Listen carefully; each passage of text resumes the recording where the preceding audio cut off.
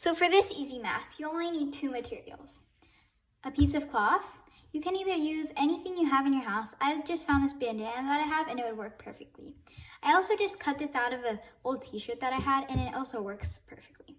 You also need a hair tie, or 2 hair ties.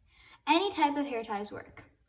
I just have these kinds, anything you can have in your house. A rubber band would also work perfectly. So what you need to do is you set out your piece of cloth like this.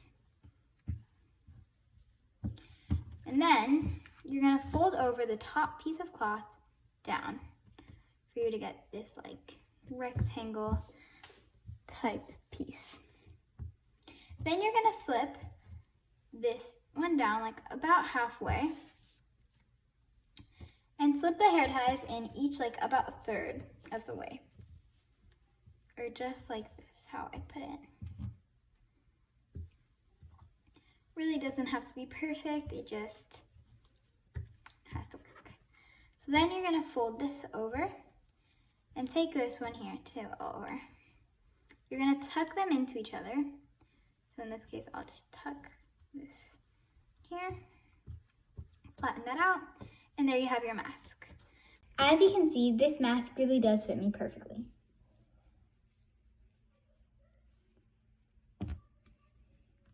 If you're a little bit bigger or smaller, you might want to make it bigger or smaller, depending on your size. And the back tends to sometimes come open if you don't put it in correctly, or if it's just maybe too short and it's not put in all the way.